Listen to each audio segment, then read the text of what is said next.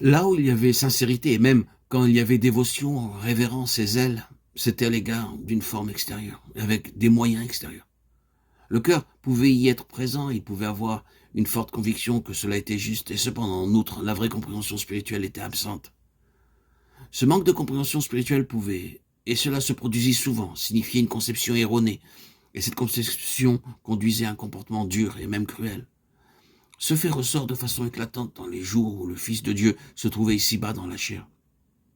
Il semblerait presque que l'Esprit de vérité avait, entre autres, l'intention délibérée, en inspirant les évangiles, d'exposer ce terrible fait que les hommes pouvaient être dévoués entièrement et avec acharnement à des choses extérieures et objectives, de traditions, de rituels, de dogmes, et en même temps être entièrement éloignés de leur signification spirituelle et de leur valeur. L'apôtre dont nous parlons juste à présent était jadis une de ces personnes. Il a dit qu'il avait cru devoir agir vigoureusement contre Christ. Et il a réalisé de façon véhémente ce qu'il croyait, ce que sa compréhension de la Bible demandait. C'est exactement sur ce point que l'apôtre a concentré sa révélation quant au changement d'une ère à l'autre dans l'économie divine. C'est la signification de ces paroles en ce qui concerne le mystère caché depuis des âges et des générations.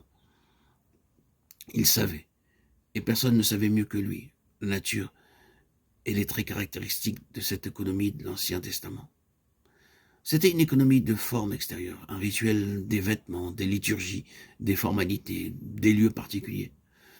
C'est-à-dire des bâtiments et des localités, des hommes habillés de façon différente par rapport aux autres hommes, des noms et des titres, des classes religieuses, et mille et une autres choses qui venaient régler le système religieux des ordres, des ornements et une marche à suivre. C'était le système du visible, du tangible, du temporel et du palpable. Les processions des grands prêtres, des prêtres et des assistants parés de robes, de turbans et munis d'encensoirs, cela était très merveilleux, élaboré, attrayant, impressionnant. Cela était très familier pour Paul dans son ancienne vie, et c'était juste les choses à côté desquelles il n'y avait rien de comparable. Or, quelque chose s'était produit qui faisait de tout cela un système d'ombre, sans la substance.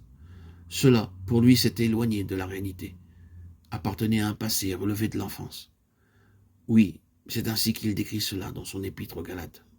Pour lui, tout report de ce genre de choses était un manquement dans la perception de la pensée de Dieu, un échec dans la croissance, un manquement dans la compréhension spirituelle, un attachement à des choses puériles, en un mot, une contradiction à la signification même de Christ et de la venue du Saint-Esprit. Chez Paul, la révolution fut radicale, et tandis qu'il aimait les personnes se trouvant dans ce système proscrit, il ressentait âprement la fausseté de leur position. Ce sera